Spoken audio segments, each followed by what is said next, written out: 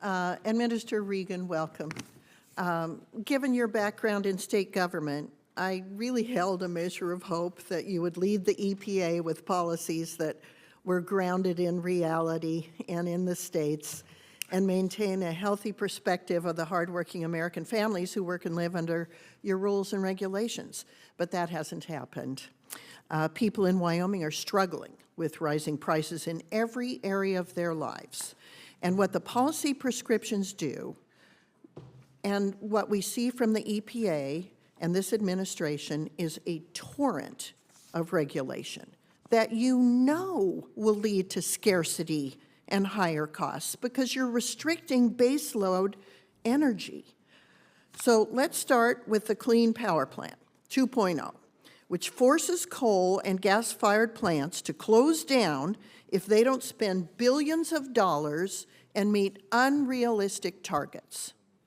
These metrics are not achievable. Facts and rational arguments have been presented to the EPA, but they are rebuffed.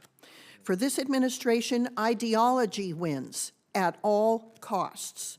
And the costs will be great, as gas and coal-fired power plants account for around 60% of our nation's electricity at a time when EVs are going to be consuming more electricity, at a time when cloud computing is consuming more electricity, at a time when artificial intelligence will be consuming more electricity. The state of Wyoming abounds with resources to fuel our nation's current and future energy needs. Wyoming and our nation are global leaders in clean energy. So it's absolutely surreal to see the EPA devastate energy production even as energy demands increase for more data centers, artificial intelligence, and your own EV mandates.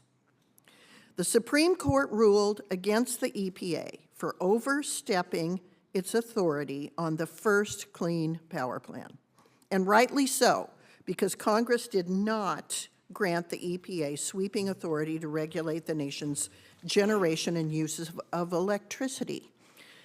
So left unchecked, the EPA has the power to destroy livelihoods, annihilate jobs, and wreck the economy.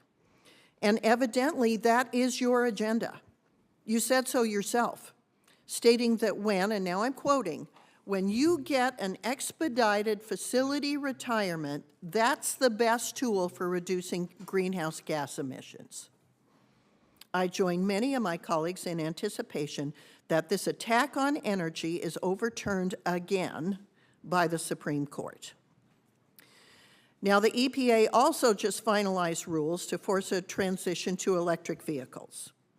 It's astonishing that the federal government is telling Americans what kind of vehicles to drive and pushing an agenda that doesn't work outside of major urban areas.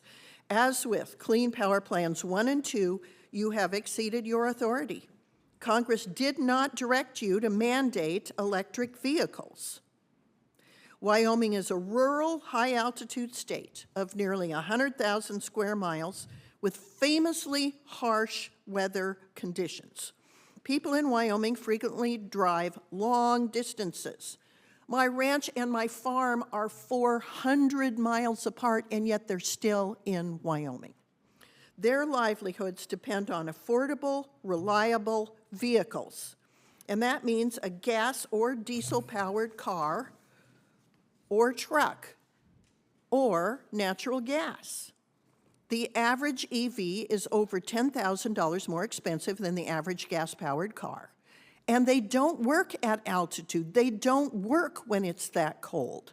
And they don't work when you can't get them charged because there are no charging stations. Judging by the numbers, Americans don't want EVs.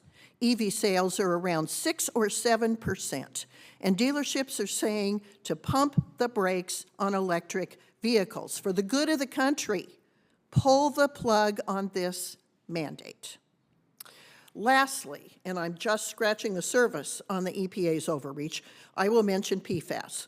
All of us value clean drinking water. That is not the issue.